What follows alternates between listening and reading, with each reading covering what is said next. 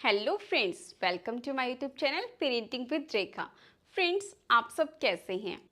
एक अच्छी मालिश सिर्फ बच्चे को ही स्ट्रांग नहीं बनाती बल्कि आपके रिश्ते को भी स्ट्रांग बनाती है। माँ और बच्चे के रिश्ते को और ज़्यादा कलरफुल बनाती है और ज़्यादा प्यारा बनाती है। तो फ्रेंड्स, क्या आप जानते हैं मालिश करने का सही तरीका? मालिश को कब से स्टार्ट करना चाहिए, किससे करनी चाहिए और कैसे करनी चाहिए, और मालिश करते टाइम आपको किन बातों का ध्यान रखना चाहिए, इस वीडियो में हम यही डिस्कस करने वाले हैं।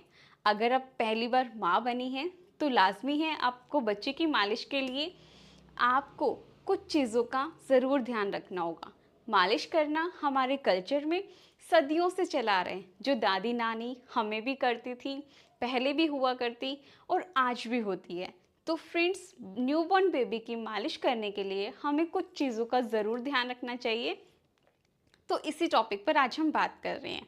सबसे पहले हम बात करेंगे कि आपको अपने बच्चे की, जो न्यूबॉर्न बेबी है, उसकी मालिश कब से शुरू करनी है।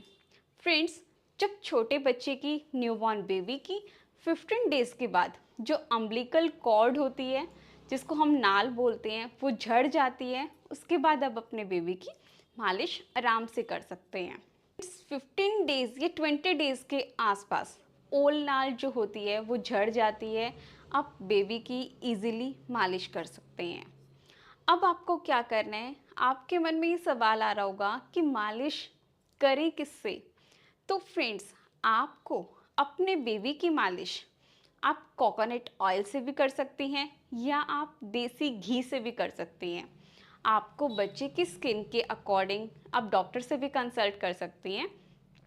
कोकोनट ऑयल में कुछ मिक्सिंग नहीं होती है, जो नेचुरल प्योर कोकोनट ऑयल होता है या घी होता है, आप उससे बेबी की मालिश इजीली कर सकती हैं। या हम जो बेबी ऑयल्स आते हैं, बेबी प्रोडक्ट्स होते हैं, उनको यूज़ करने से हो सकता है कि बेबी को एलर्जी हो। बच्चे की स्किन जो होती है बहुत सॉफ्ट होती है। तो फ्रेंड्स, जो बच्चे की स्किन होती है बहुत सॉफ्ट होती है, बच्चे को कोई ऑयल से एलर्जी ना हो, बच्चे की स्किन पे रेडिश ना हो, इसलिए मोस्टली डॉक्टर्स कोकोनट ऑयल से ही बच्चे की मालिश करने की सलाह देते हैं। फ्रेंड्स, वैसे मैं कोई डॉक्टर नहीं हूँ, मैं अपने एक्सपीरियंस से, अपनी जो मदर इन लॉ से मैंने सीखा है उसी के अकॉर्डिंग ये थोड़ा सा कुछ रिसर्च करके आपको मैं वीडियो में बता रही हूँ। आप अपने डॉक्टर से कंसल्ट इस बारे में ज़रूर कर सकते हैं कि आपको अपने बेबी की स्किन के अकॉर्डिंग कौन सा तेल यूज़ करना है। और फ्रेंड्स, अब हम बात करते हैं कि बच्चे को मालिश करना क्यों ज़रूरी है।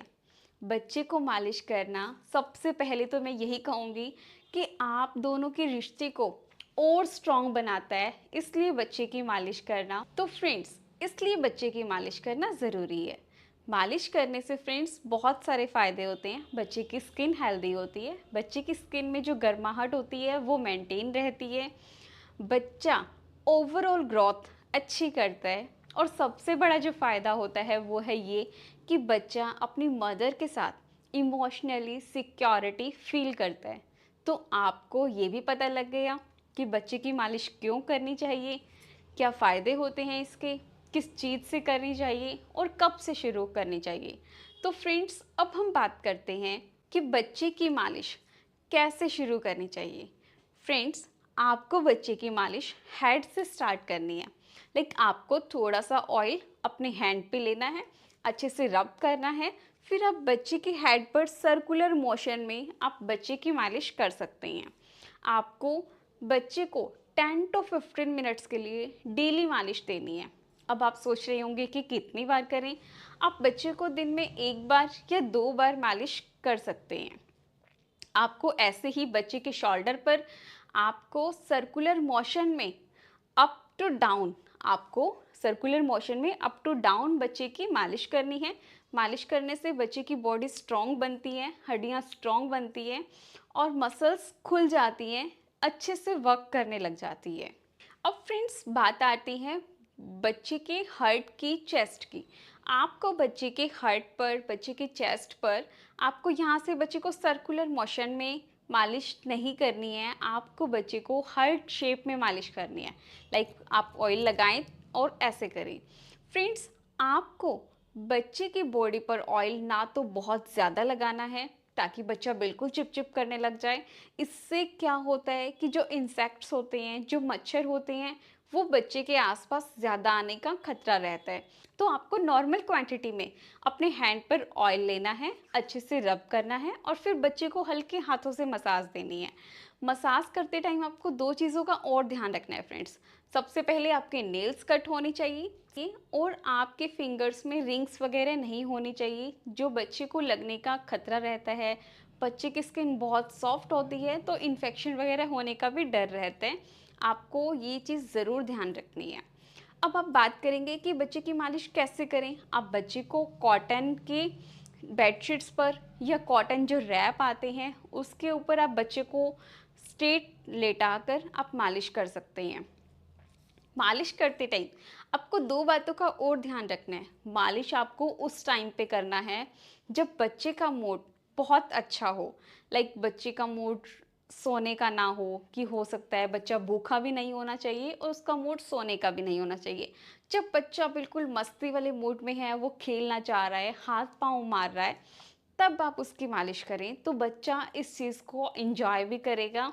और आप बच्चे की मालिश करते टाइम बच्चे को गुनगुनाते हुए, कुछ गाना सुनाते हुए, कुछ भी गाते हुए आप उसको मालिश करेंगे तो बच्चा इसको और ज़्यादा एंजॉय करेगा। अब आप सोच रहे होंगे कि बच्चे को दूध पिलाने के कितनी देर बाद मालिश करनी चाहिए। फ्रेंड्स, बच्चे को दूध पिलाने के हाफ आवर बाद आप मालिश कम से कम करें। फ्रेंड्स, हाफ आवर का टाइम तो होना ही चाहिए और मालिश के हाफ आवर बाद ही आप बच्चे को नहलाने की कोशिश करें। कई बार हम क्या करते हैं, बच्चे को मालिश किया, ऑयल लगाया और जल्दी से बकेट में पानी भरा और बच्चे को नहला दिया। आपको ये गलती बिल्कुल भी नहीं करनी है। बेबी की मालिश करते टाइम आपको रूम के टेम्परेचर का भी ज़रूर ध्यान रखना है। इससे बच्चे को सर्द और गर्म होने की प्रॉब्लम नहीं होती है, बच्चे को ठंड नहीं लगती है।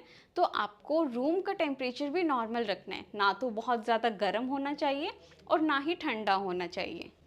फ्रेंड्स, अब बारी आती है बेबी के पाँव की। जब आप बच्चे की पाँव की मालिश कर रहे हैं तो आपको पाँव की मालिश हमेशा नीचे से ऊपर की तरफ करनी है। आपको ऑयल लेकर नीचे से ऊपर की तरफ बच्चे के पाँव की मालिश करनी है। ऐसा करने से ब्लड सर्कुलेशन अच्छा रहता है, बच्चे की ओवरऑल जो बोन्स हैं वो भी स्ट्रॉन्ग बनती है। तो आपको इस बात का ध्यान ज़रूर देना है कि पाँव की मालिश हमें हमेशा नीचे से ऊपर की तरफ करनी है और शोल्डर की जो मसाज, जो हैंड की हम मसाज करते हैं, उसको हमें अप टू डाउन लेके आना है। फ्रेंड्स, जो बच्चे की फिंगर्स होती हैं उसमें भी आप हल्की सी मसाज कर सकते हैं, लाइक ऑयल हैंड में लेकर।